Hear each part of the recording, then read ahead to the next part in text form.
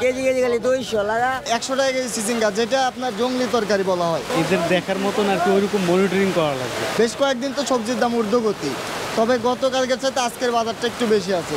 যেমন ভেন্ডি কালকে বেচছে 70, আজকে বেচতে হচ্ছে একদম 80, পাইকারি কেনাই 70।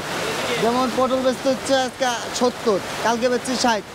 আজকে সবজির দাম প্রত্যেকটা আইটেমের মালের দাম বেশি। 100 টাকা কেজি চিচিঙ্গা, যেটা আপনার জংলি তরকারি বলা হয়। ধুন্দুল 100 টাকা কেজি, এগুলো তো জংলি তরকারি। ঝিঙ্গার দাম 100 টাকা। পানি তরকারির দাম যদি এমন হয়, তাহলে টমেটো ইন্ডিয়ান থেকে আসে, এলসি মাল, এগুলোর দাম তো আরও বেশি হবে, এটাই স্বাভাবিক। টমেটো আজকে 250 টাকা কেজি। সিম বাজার আছে 240। কেজি কেজি গেলে 200 লাগা। কেজি কেজি গেলে 200। আগে যে সময় 400 টাকা ছিল, তখন বাজারে গাড়ি কম আসছিল, মরিচ কম পাওয়া গেছে আর পচা ছিল। এখন গাড়ি আসে বেশি বেশি, বৃষ্টির কারণে মরিচ পানিতে পচেও না, ভালো থাকে, এই কারণে দাম কম। মাল কালকে ছিল 250 টাকা কেজি, আজকে 250 চলতেছে। আর ব্রয়লার 190 টাকা কেজি চলতেছে। আগের চেয়ে কেজিতে 50 টাকা বাড়ছে পকে।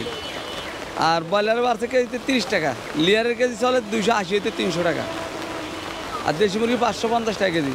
সাধারণ মানে যারা দিনমজুর, যারা রিক্সাওয়ালা, তাদেরকে বেশি সমস্যা হচ্ছে। যেমন কাঁচা বাজারের অনেক দাম, ডিমের তো আরও বেশি।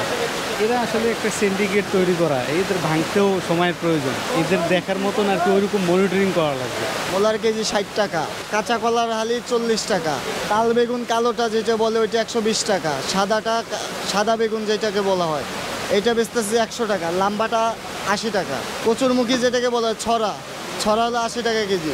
আমরা বলতে পারবো না দাম বৃদ্ধির কারণ তো, আমরা নিয়ে এসে যেমন বিক্রি করি তেমন। হয়তোবা 10 টাকা 15 টাকা 20 টাকা লাভে মাল বেশি, এর বেশি তো বেচতে পারবো না, কারণ বাজারে অনেক দোকান আছে। কাস্টমার আসলে পরে, ক্রেতা আসলে পরে খোঁজখবর নিয়ে যেখানে কম পাবে সেখান থেকে নিয়ে নেবে। আমরা চাইলেই বেশি বেচতে পারবো না। আপনি চাইলে পরে বেশি দিয়ে নেবেন, আপনি বাজার যাচাই করে নেবেন, কারণ আপনার টাকা আপনি খরচা করবেন, হিসাব করে খরচা করবেন, যেমন ইনকাম তেমন খরচা।